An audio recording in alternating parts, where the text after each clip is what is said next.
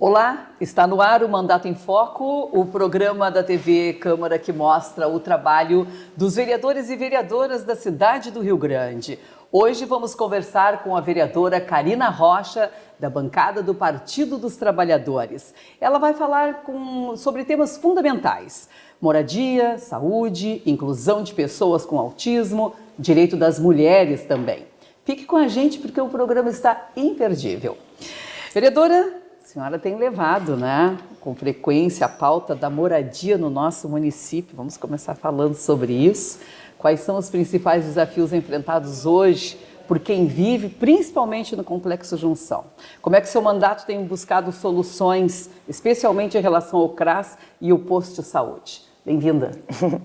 Então, primeiro eu quero te agradecer, Sorama, pela oportunidade de estar aqui. Eu acho que é um espaço importante que a Câmara traz novamente esses programas, para que o vereador venha e coloque as suas pautas e tudo que a gente está enfrentando aqui, porque às vezes a comunidade acha que a gente não faz nada ou que não consegue ter acesso. Nós, primeiro que a primeira dificuldade foi chegar aqui, Eu, enquanto militante eu sempre digo que eu sou militante do Movimento Nacional de Luta pela Moradia e estou vereadora, então a gente está, nesse período aqui como vereadora e tentando fazer com que as coisas, pelo menos a gente consiga dizer que estamos aqui, porque a gente luta por um povo que é invisível, A gente às vezes acha que moradia não é tão fundamental na vida de uma pessoa e é muito fundamental, tanto que está na Constituição, que é um direito, e isso não é visto pelo nosso município. Se tem essa informação de 4 anos que a gente passou aí, simplesmente terminaram com a Secretaria de Habitação, então não existiu por 4 anos políticas habitacionais de fato na nossa cidade. O Complexo Junção é um complexo no qual foi organizado desde 2013, que aquelas famílias foram beneficiadas, em 2014 foram selecionadas, e de lá para cá é uma luta muito grande para que aquilo ali fosse entregue. A gente sabe que se entregou a 156 casas, ainda falta 1.120 apartamentos.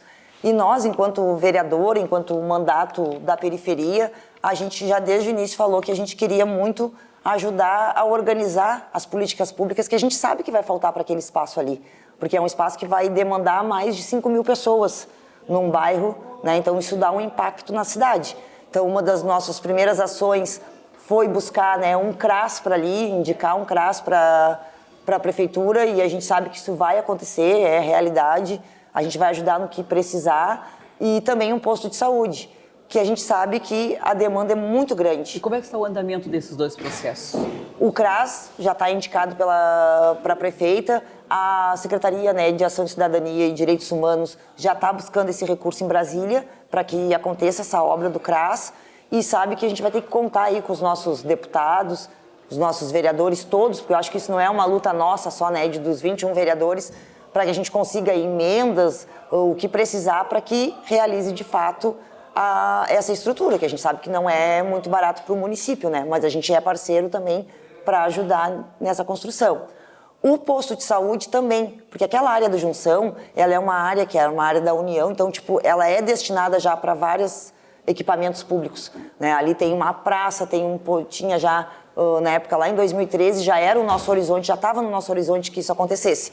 Mas como em 4 anos não aconteceu nada disso, e que bom que agora a gente elegeu, a Darlene, que é uma mulher que é assistente social e sabe da demanda realmente que aquelas pessoas precisam, então ela está buscando forças aí, junto em Brasília, para que consiga organizar, porque isso a gente consegue organizar através de Brasília.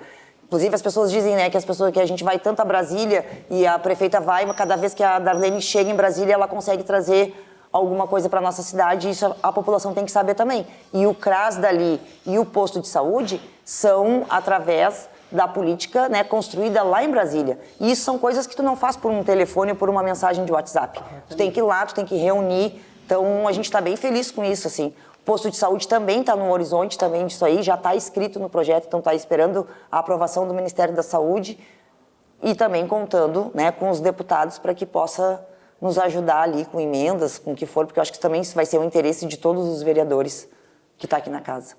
A habitação é uma pauta prioritária no seu mandato, mas a gente sabe que a questão do autismo, entre tantas, porque a senhora trabalha em várias frentes, mas o autismo, a inclusão, o atendimento às famílias atípicas né? É um outro tema muito importante no seu mandato. Sim. A senhora tem cobrado políticas públicas mais efetivas para famílias atípicas, inclusive promovendo audiências muito importantes aqui na Câmara, né? Quais os principais pontos, vereadora, de atenção que a senhora tem identificado e o que já está sendo encaminhado pela Câmara para a Prefeitura nesse quesito? Sim, a gente aprovou, né, a audiência pública, foi a primeira audiência pública que a gente fez. Inclusive, eu acho que audiências públicas é muito importante porque tem a participação da comunidade. E a gente tem que escutar a comunidade para que ela nos traga, né, os seus anseios. A questão do autismo, para mim, ela bate muito forte porque porque eu sei que é direito, né, de todos, mas eu vivo isso em casa porque eu tenho uma criança, meu neto é atípico, né? Então eu vivo ali, eu sei todos os anseios que a minha filha passa com ele, que eu passo com ele.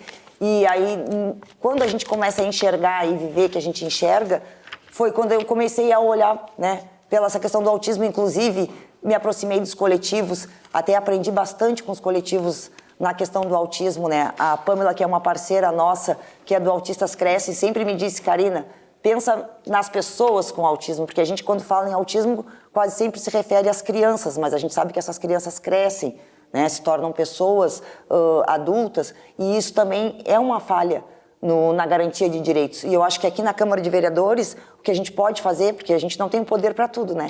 Queria ter poder para fazer com que as leis se cumprissem realmente, mas a gente consegue, pelo menos, indicar para a Prefeitura a garantia desses direitos. A gente, dentro dessa audiência pública, foi tirado uns dos anseios da comunidade e também do nosso mandato, que nós tínhamos isso já no nosso horizonte, era a questão das praças inclusivas, que foi tirado dali. Então, a gente indicou 2 praças para o município de Rio Grande inclusas. A gente conseguiu essa verba, a gente foi até Brasília, né? Meu mandato foi até Brasília, construiu para que conseguisse a verba para fazer, indicou para a Prefeitura, foi aceito.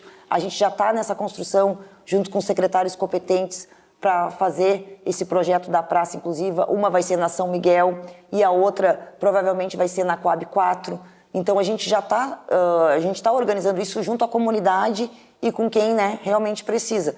A gente também agora tem outras indicações, que é a questão da organização e da capacitação das pessoas que trabalham na Prefeitura na área da saúde, para que tenham, né, capacitação de fato, que não seja só no mês de abril que faça essa capacitação, porque a gente sabe que o Abril Azul, todo mundo olha para a questão do autismo, mas passa o abril, às vezes as coisas ficam meio esquecidas, mas esse governo não está assim. Inclusive hoje eu tive uma reunião e a gente até falou sobre isso, que essas pessoas vão ter uma capacitação contínua, vai ser para que possa atender de fato essas pessoas como precisam, né? Porque às vezes a gente está nos lugares e a sociedade em si também tem que entender a necessidade das pessoas com autismo e saber que aquilo ali tu não está querendo levar vantagem em nada. Tu quer ser bem atendido e às vezes 5 minutos, 10 minutos faz a diferença na vida, né? Seja de um adulto, seja de um adolescente ou de uma criança com autismo. Então a gente também está nessa batalha aí dessa garantia, dessa capacitação dessas pessoas. A gente tem requerimentos que está para entrar na casa e indicações para que a Zona Azul, o estacionamento da Zona Azul não seja somente naqueles lugares destinados, específicos, que possa ser em outros lugares, porque a gente às vezes sabe, né, quem tem carro, quem tem criança, quem tem pessoa, quer fazer alguma coisa meio que rápido, também, aí não tem, o estacionamento não está livre ali, tu não consegue estacionar às vezes nos outros lugares, e para que não seja pago também, né, que não tenha o custo. Então a gente está assim, e a gente está também buscando acolhendo a comunidade, tudo que chega para nós, a gente tenta, né, organizar de que maneira a gente pode ajudar aqui na Câmara de Vereadores. Outra questão foi também tirada nessa audiência, foi a questão dos monitores das escolas, que eu acho que o município, né, deu uma resposta, né, a SMED deu essa resposta quando vai e coloca um edital e tenta trazer monitores, já conseguiu quase 500 monitores para essas crianças. A gente sabe que ainda falta bastante, mas do jeito que estava, né, já está bem melhor, porque está sendo cuidada, essa pauta está sendo cuidada pela educação. E a gente, enquanto vereador, a gente tem que fiscalizar. E também quando nos chega reclamações, porque a gente sabe que ninguém é perfeito, que a gente, né, vive numa sociedade que são pessoas que lidam, então vai ter erros, vai. Então a gente está tentando reparar esses erros, né, e tudo que já foi feito para essas pessoas que não foram vistas. A gente sabe que em 4 anos achavam que era um problema tu ter uma criança atípica na escola. E a gente sabe que não é isso, né? Que a inclusão não é essa. Então a gente busca muito pela inclusão e escuta bastante as mães, as professoras, a gente sabe toda a demanda que é, porque também tu, enquanto professora, saber que tu não tem a estrutura para trabalhar também é difícil, é complicado. Então eu acho que a SMED está com esse olhar para essa parte da inclusão, que hoje isso é um assunto que nem eu digo sempre, né? Não é o assunto do momento, é o assunto que agora tem a garantia de direito. Então as pessoas estão sendo vistas, né? Mas todo dia tu tem que gritar, porque não é só, eu sempre digo que não é só colocar uma camiseta no mês de abril e achar que está agradando, e não é isso, né? A gente luta por direitos aonde seja, aonde estiver, a gente sempre vai escutar e vai tentar fazer com que essa demanda chegue em nós e a gente consiga organizar pela Câmara de Vereadores, que nem tudo dá para fazer aqui, né? A vereadora Karina fala em gritar pelos direitos, e isso é uma coisa que a senhora fala com muita propriedade, né? Porque agarra cada pauta com muita garra e vai em busca, seja da moradia, do autismo. Mas vamos para uma pauta interessante também, que é a questão das mulheres, né? Essa crescente das mulheres na política e em tantas coisas mais, que precisa tanto ainda de vozes como a da senhora, né? A senhora também tem trabalhado em pautas relacionadas à proteção da mulher. Um dos temas mais urgentes é a reativação da Delegacia Especializada de Atendimento à Mulher, a DEM. E ela está, essa articulação, de que forma, através de audiência pública, contribuiu para avançar esta pauta? Então, a gente também, né, eu faço parte do movimento de mulheres de Rio Grande há muito tempo, né, que ele é um movimento suprapartidário, que tem mulheres de todos, né, os segmentos, e a gente sempre esteve atentas a essa pauta, e a gente sabia da dificuldade que foi quando fecharam a delegacia, né, do atendimento de mulher em Rio Grande. Então acaba chegando para nós várias questões assim em relação, né, à violência das mulheres. E aí a gente, junto com o vereador Luca, até a gente foi convidado para assinar um requerimento, que a gente fez uma reunião com um delegado lá em Porto Alegre, também, que nos garantiu que essa delegacia vai ser reaberta na cidade de Rio Grande. Então isso nos deixou bastante, né, feliz, porque já é mais uma porta para que essas mulheres, né, tenham um atendimento capacitado mesmo, né? Não que não consiga agora, a gente sabe que tem ali, que tu pode fazer a denúncia, mas é diferente quando tu tem um espaço que é voltado para ti, com escuta, com pessoas capacitadas dentro da polícia, para que essas mulheres se sintam acolhidas. Então a gente também é uma porta para isso. A gente sempre mexe, as pessoas dizem que a gente, vocês não são da polícia. Não, a gente não é da polícia, a gente luta pelos direitos das mulheres. E falando do direito das mulheres, a gente tem que falar das mulheres na política, né? Porque a gente sabe que a gente é a maioria que vota e a minoria nos espaços. E isso é um espaço de poder.